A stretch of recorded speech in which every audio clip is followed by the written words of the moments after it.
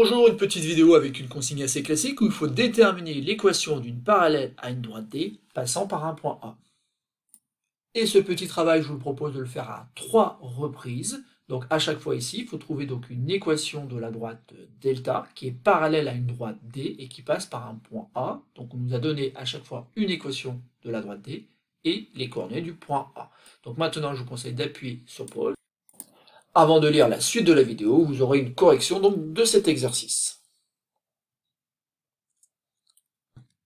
Passons à la correction de cet exercice. Donc ici, D a pour équation x égale 8. Donc il faut se rappeler de la propriété que des droites d'équation, donc x égale C1 et x égale C2, sont toujours parallèles. Autrement dit, ici, on va chercher une droite delta ayant pour équation x égale C, où C est un nombre réel. Mais attention, cette droite delta, elle passe nécessairement par le point A, un point qui a pour coordonnées 2, 6. Enfin, il a surtout pour abscisse 2. Ça veut dire que tout simplement, ici, la droite que l'on cherche, elle a pour équation x égale 2, puisque c'est une droite d'équation x égale c, et qu'elle passe par le point A d'abscisse 2.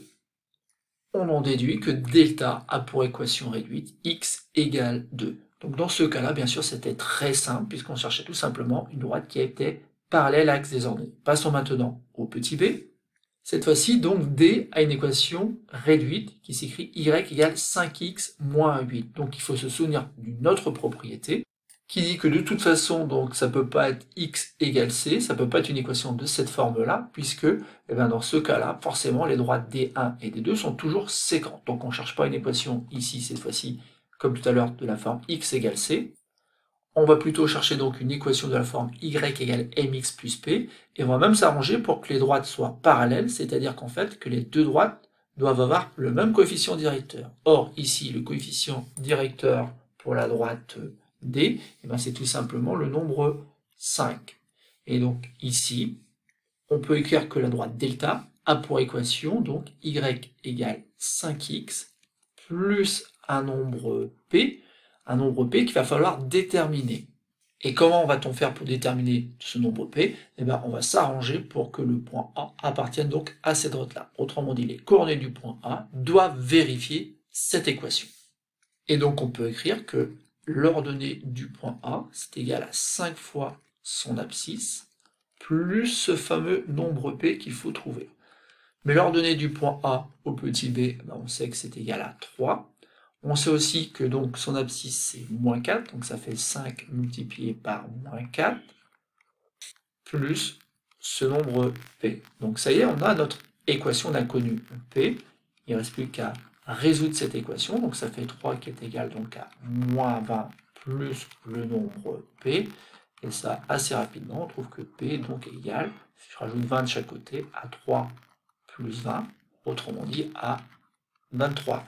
Ça y est, on a notre équation de la droite delta, une équation réduite qui s'écrit y égale 5x plus 23.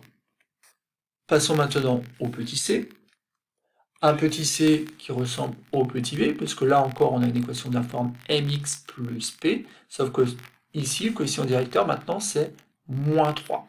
Et donc, on va pouvoir écrire la droite delta a pour équation, donc y égale moins 3x plus un nombre p qu'il faut donc déterminer.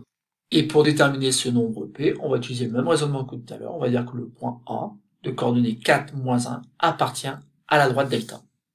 Et donc, ces coordonnées vérifient l'équation y égale moins 3x plus p, donc ça fait l'ordonnée du point A qui est égale à moins 3 fois son abscisse plus le nombre p. Et ça, ça équivaut à écrire tout simplement, l'ordonnée du point A c'est moins 1 doit être égal donc à moins 3 multiplié par 4 plus le nombre p. Et donc ça fait moins 1 qui est égal donc à moins 12 plus le nombre p, il ne reste plus qu'à déterminer la valeur du nombre p, on peut écrire que p est donc égal à moins 1 plus 12, autrement dit je rajoute 12 des deux côtés pour isoler le nombre p, et ça équivaut à dire que p est tout simplement égal à 11. Ça y est, on peut dire donc que la droite delta admet pour équation, une équation donc ici réduite, qui s'écrit y égale moins 3x plus 11.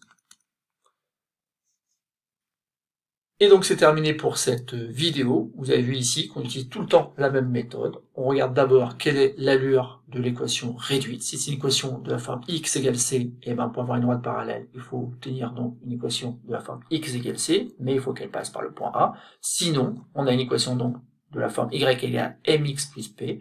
Donc on extrait déjà le coefficient directeur, qui va servir pour construire donc l'équation réduite de la droite delta. Et ensuite, on utilise les coordonnées du point A afin de déterminer donc l'inconnu qui est en fait ici l'ordonnée à l'origine.